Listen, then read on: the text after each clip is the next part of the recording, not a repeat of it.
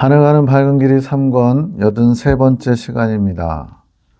22년 5월 23일 꿈에서 박 집사님, 내가 운영하는 학원에서 수업을 하고 있는데 나연, 혜민, 효민이가 보이고 다른 아이들도 보임.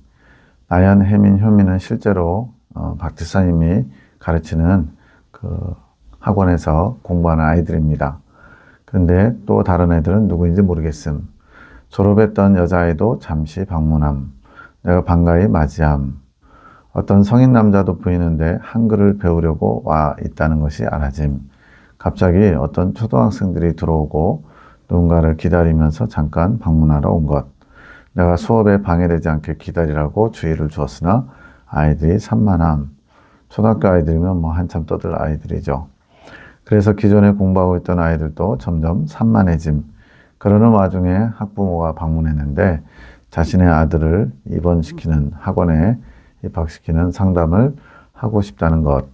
내가 카페 쪽으로 안내해서 대화를 하려고 하는데 외부 초등학생들 때문에 원내 학생들이 산만해져서 내가 정신이 없음.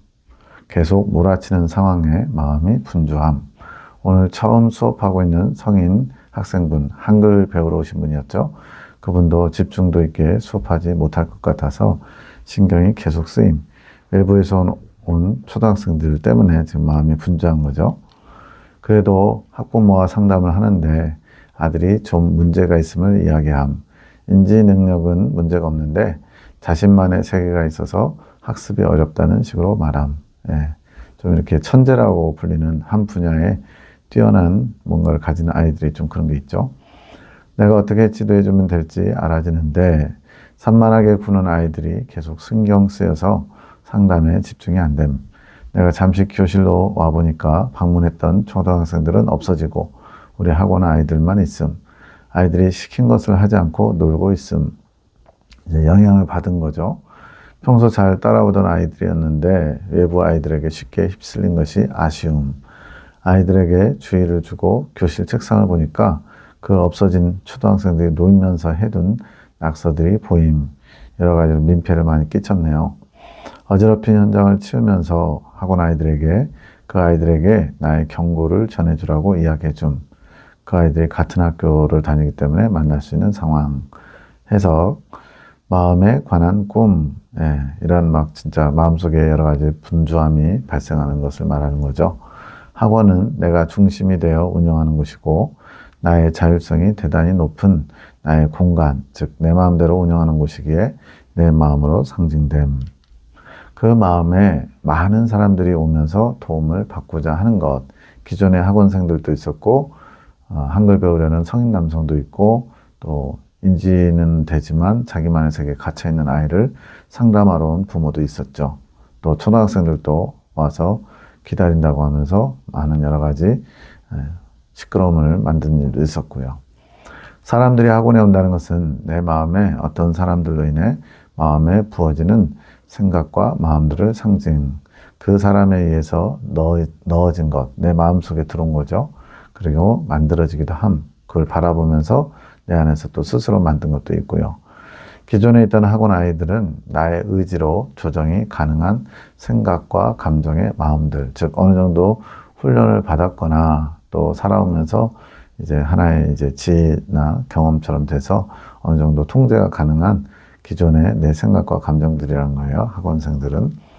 그것들이 다른 외부의 학생들로 인해서 공부에 집중하지 못하고 내 지시를 따르지 못하는 것은 기존에 안정적으로 가지고 있던 나의 생각과 감정들이 요동을 하게 되는데 그게 외부의 영향을 받는 거죠. 외부에서 작용하는 요인들로 인해 마음의 동요가 기존의 마음들을 흐트러뜨리는 것. 주님 중심으로 집중하지 못하도록 흐트러뜨리는 것. 이렇게 우리는 환경의 영향을 받게 돼 있죠. 그러한 동요들은 작은 아이들의 장난과도 같은, 그러니까 심각한 어떤 사건이나 사고가 발생하는 경우도 있지만 일상생활 중에 자꾸 사소한 일들로 영향을 받는 것들도 있죠. 크게 주의하지 않고 받아들였던 것, 경계하지 않은 거죠. 이 정도는 뭐 괜찮겠지 하는 마음. 그런 것이 나중에 많은 영향을 미치게 되는 것. 결국 대상자와 상담도 제대로 못하고 그래서 상담하러 오신 분들 있죠. 내 안에 있는 마음으로 치유되기를 원하시는 다른 사람들의 생각들, 더 나아가 사상들. 지금 상담하러 왔다. 이거는 이제 다른 사람들이 주님 중심적인 것을 몰라서 내게 어떤 도움을 청하고자 하는 그런 마음들과 생각들, 그런 사람들을 도와줄 수 있는 그런 상태, 이것을 지금 대상자와 상담하는 것으로 나타내고 있죠.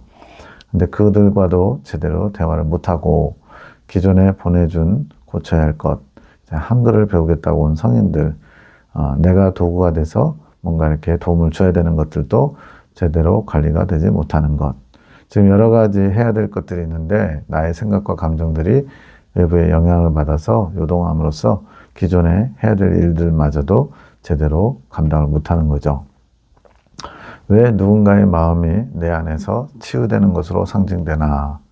그 사람 마음은 그 사람이 자신 안에서 문제를 발견하고 이제 고쳐나가야 되지, 왜 내 안에서, 내 마음 안에서 치료가 돼야 되나, 이런 의문이 박 집사님에게 생긴 거예요. 사람의 마음은 사람의 마음으로 치유되는 것. 사람의 마음은 사람의 마음으로 치유되는 것.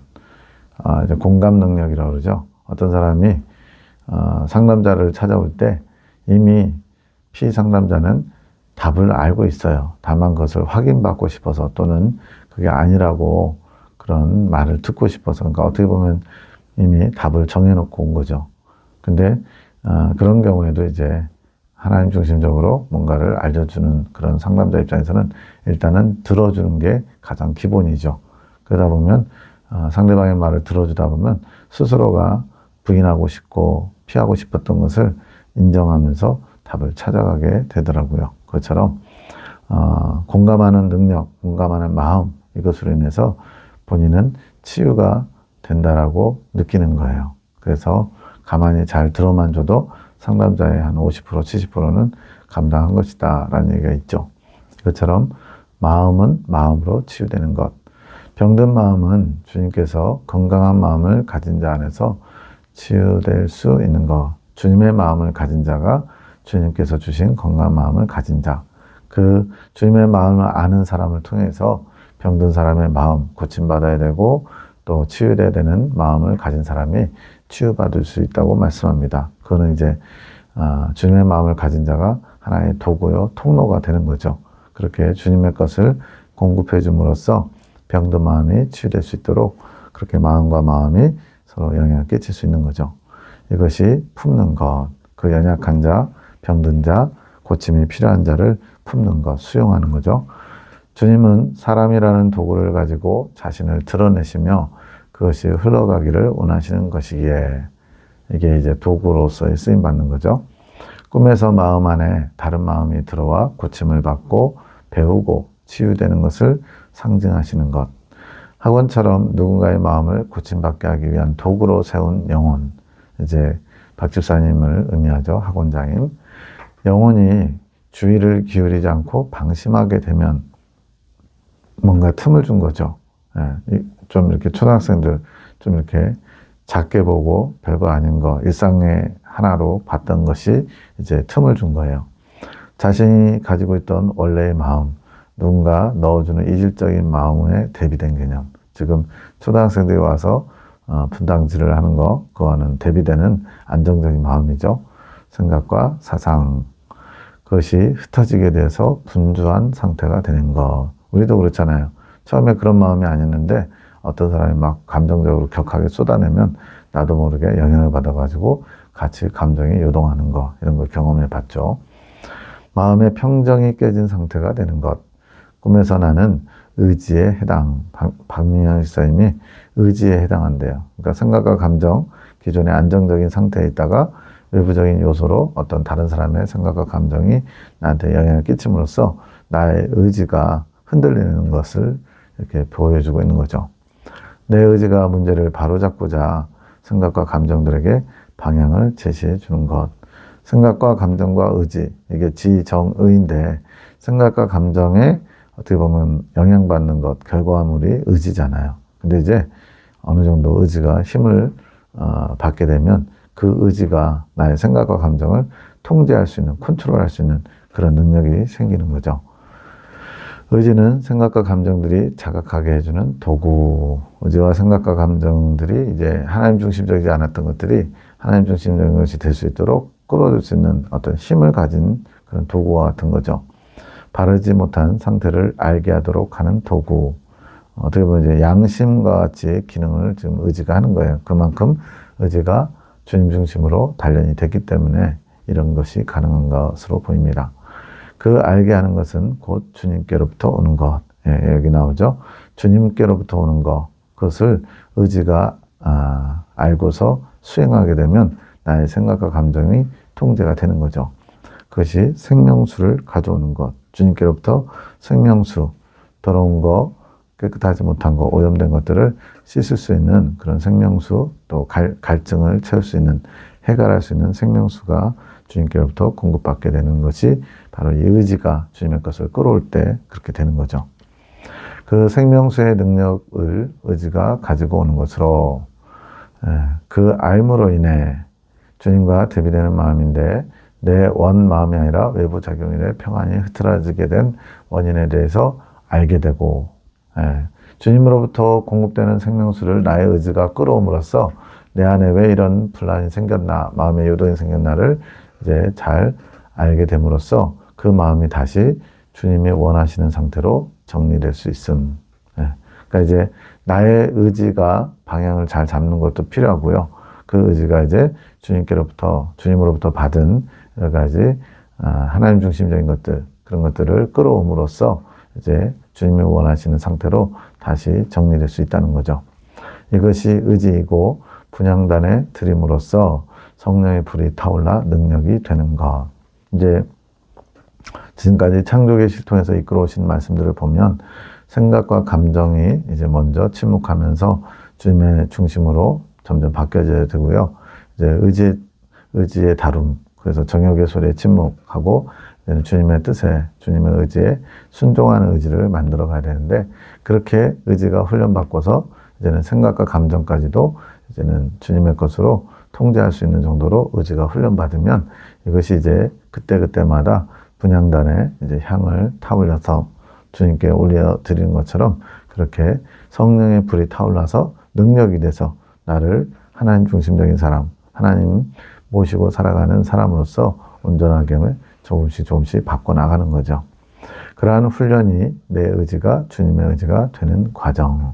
지금 의지의 훈련을 지금 이 학원의 마음의 상태, 분주하고 분란이 있는 그런 마음 상태가 이제 주님의 의지가 나의 의지가 점점 되어감으로써 이제 생각과 감정을 단도리하고 이렇게 정리될 수 있도록 그렇게 이끌어준다고 말씀하는 거죠. 의지의 기관이 모든 것을 장악해야 할 시점이 된 것. 그러니까 이제 처음에는 생각과 감정으로 인해서 이제 나 중심적인 생각과 감정이 나의 의지를 이끌어냈다면 이제는 주님 중심적으로 훈련을 잘 받아가지고 주님 중심의 의지가 이제 내 생각과 감정까지도 통제할 수 있는 그런 능력이 생긴 거예요. 이것이 점점 커지면 커질수록 주님의 의지와 나의 의지가 하나 되는 거죠. 여기서 의지는 자신의 의지, 자기의 의가 아닌, 여기서 자신의 의지, 자기의 의는 내 생각과 내 감정에 의해서 만들어진 의였던 거죠. 근데 이제는 주님께서 우리에게 주님의 것을 계시하고자 이끌어 주신 의지, 이게 순종하는 의지, 주님의 의지와 점점 하나 되어가는 의지죠. 그렇게 주님께 소유권이 있는 의지. 많이 어렵지만 생각과 감정과 의지의 관계성, 그리고 우리가 하나님 중심으로 이제 변화되기 위해서는 생각과 감정만으로는 안 되고 결과적으로는 의지가 주님의 의지와 하나 되어야 이제는 나와 주님께서 하나됨으로 말미암아 모든 것을 주님의 의지를 수행하고자 하는 그렇게 순종하는 의지, 그리고 나아가 영에 속한 자아를 이루고 선한 의지를 이룰 수 있다고 말씀하는 거예요. 그 의지가 주님의 능력을 알아서 그냥 저절로 알게 되는 게 아니라 이제 경험적으로 아는 거죠. 그렇게 알아서 취해오는 것. 주님께서 속한 것이기에 주님을 알 수 있음. 죄성과 정욕의 영향을 받을 수 있는 마음의 영역들을 이제는 주님의 능력을 의지해서 의지로 훈련해 가는 것. 말이 굉장히 어려워 보이지만 또 잘 핵심을 깨달으면 그렇게 어렵지는 않습니다. 생각과 감정이 요동할 때 이제 나의 의지가 주님의 주시는 의지, 주님 의지로 훈련받아 연단받아 정결케 되어 가면 갈수록 이제 이 의지가 주님의 것을 끌어와서 생각과 감정들까지도 평정할 수 있는 그런 능력의 의지가 되는 거죠. 근데 이것이 자기 의지로 되는 게 아니라 주님의 의지로 이것이 가능하다 말씀하는 겁니다. 그래서 주님의 의지가 내 의지와 하나 되면 죄성과 정욕은 능력이 없어지는 것. 이제 더 이상 죄성과 정욕이 발동해도 나의 의지가 굳건하게 흔들리지 않으므로 생각과 감정도 요동하게 할 수가 없는 거죠. 단기도 주땡 아빠, 이제 박전사님 아들이에요. 엄마 주땡이 참석, 손자입니다. 주땡이는. 피 전사님께서 자신을 바라보는 눈이 열리는 환경이 준비되도록 기도하고 주땡이네 가정을 위해 기도한 지 2일째. 한우군대 기도 에녹자매가 기도합니다. 주땡이네 가정, 내 딸아 기쁘다. 나의 복된 가정이 될 아이들이 이곳에 오다니 너무나도 심히 기쁘구나. 주님께서 이미 이루어진 것처럼 그렇게 기뻐하시고 보고 계시는 거죠. 우리도 주님의 시선으로 보는 눈이 있어야 됩니다. 나의 자녀들아 나의 복을 받아가거라. 나의 복을 받아 너희 것이 될 수 있도록 이 복을 쌓아두거라. 이 복을 쌓아두는데 기도로서 그렇게 복이 쌓아진다고 말씀합니다. 이 복은 나의 기쁨이요 또한 너희 기쁨이니라. 때가 되면 이 복이 무엇인지 알게 될 것이다. 지금은 주님께서 감춰놓으신 이 복을 감사함으로 받기 원하심. 이 때가 빨리 왔으면 좋겠네요. 지금은 잘 모르지만 주님께서 주시는 복을 믿음으로 받을 수 있는 것이고, 주셨지만 믿음이 없으면 그 복을 받아 누릴 수가 없대요. 주님께서 이것을 기억하시고 때에 맞게 그 복이 흘러가게 하실 것. 이 복은 큰 축복, 부모를 통해 흐르는 복, 부모님의 축복이 흐르는 것. 특별히 주님께서는 모든 부모에게 자식을 축복할 수 있는 권한을 허락하시는데 기도로서 이 자녀들을 위해 복을 쌓아두면 그 복이 때에 맞게 주님께서 허락하셔서 흘러감으로 복을 받게 된다 말씀합니다. 부모를 통해 자녀들에게 복이 흘러가는 것인데 요즘은 그 복을 받지 못한 경우가 많음. 첫 번째는 하나님을 믿지 않는 부모 밑에서 태어나면 당연히 하나님의 복을 받을 수 없겠죠.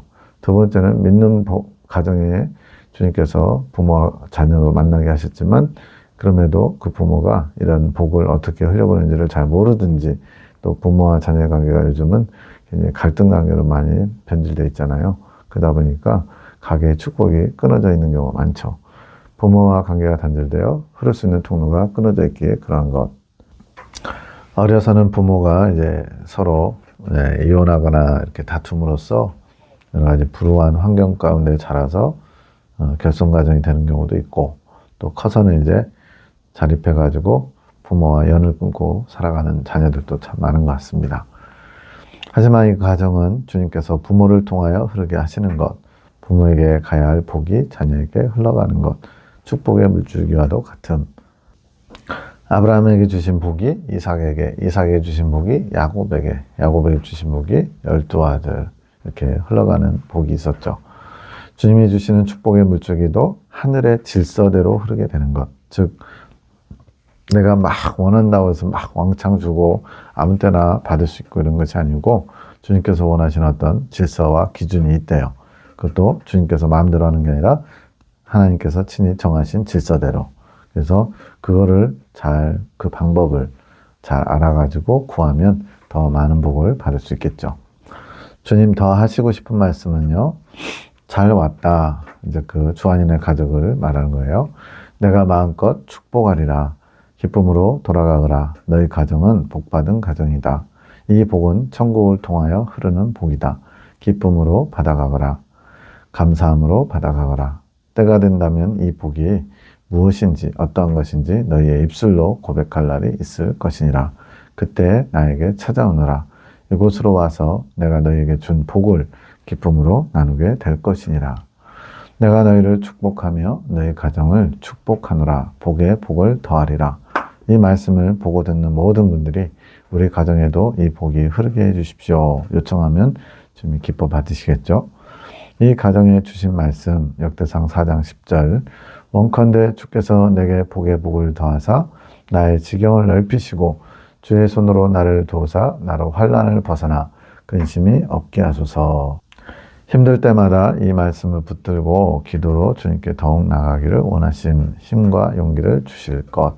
이렇게 약속의 말씀을 주셨을 때 믿음으로 받는 자와 이미 알고 있지만 구했어도 안 주시되 이렇게 스스로가 제한을 걸어버린 사람, 이거는 복을 받을 수 있는 사람과 스스로 복을 차단해버린 사람의 차이가 돼버리겠죠. 창조기 시기도 송 원장님, 주 땡이네 가정 새롭게 하소서. 이 가정을 당신의 살과 피로 축성하소서. 당신의 살과 피로 축성하심으로 작은 예수들이 되게 하소서. 당신을 사모하는 심령들 되게 하소서.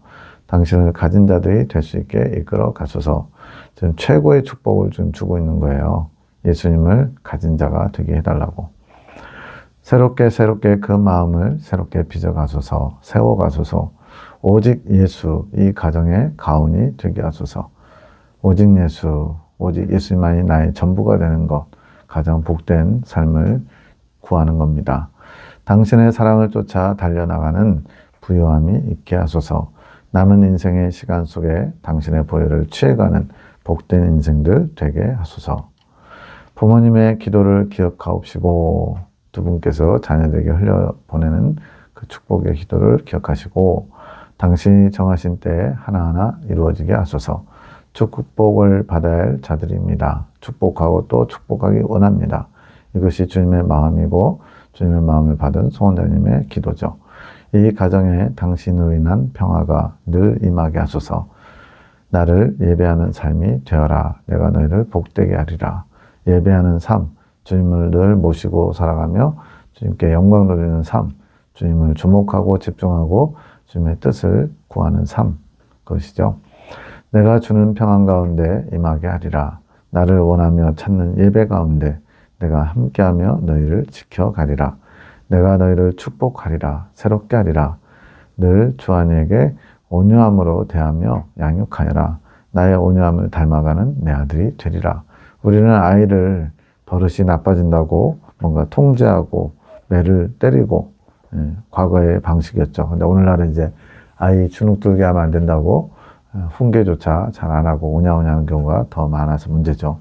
근데 어쨌든 매를 대서 온유하게 만드는 게 아니고 온유함으로 대할 때 그 온유함을 닮아가게 된다 말씀합니다. 즉 주님의 방법으로 아이를 양육하라는 거죠. 내가 너희 가정을 이끌며 함께함으로 너희 마음의 근심들이 기쁨으로 바뀌어갈 것이니라. 내가 주는 축복이니라. 너희 가정 안에 나를 향한 찬양이 있게 하여라. 너희 안에 나로 인한 기쁨이 넘치리라. 너희 마음가짐, 현재 주님을 예배하고자 하는 마음이 좋구나. 내가 기쁘구나. 그 중심을 지금 주님 보고 계신 거죠. 아무것도 염려하지 말고 부부가 함께 의논하며 함께 기도로 나에게 아뢰거라. 내가 들을 것이며 함께 너희 일들을 해결해 나아가리라. 너희 가정 안에 나의 자리를 내어주는 만큼 내가 너희 가정 안에 임하며 함께 할 수 있습니다. 중요한 표현이 나왔습니다. 너희가 나에게 자리를 내어주는 만큼, 나의 자리를 마련해 줄 만큼 나도 너희 안에 들어갈 수 있다. 즉 마음을 열어야 되고요. 마음을 열었어도 그 안에 주님이 거하실 공간을 우리가 만들어 드려야만 주님이 임하실 수 있다고 말씀합니다. 이제는 나를 의지하며 기뻐하여라. 내가 너희의 보호자이며 도움을 줄 아버지니라. 내가 너희 가정을 사랑하노라. 늘 나와 함께하자.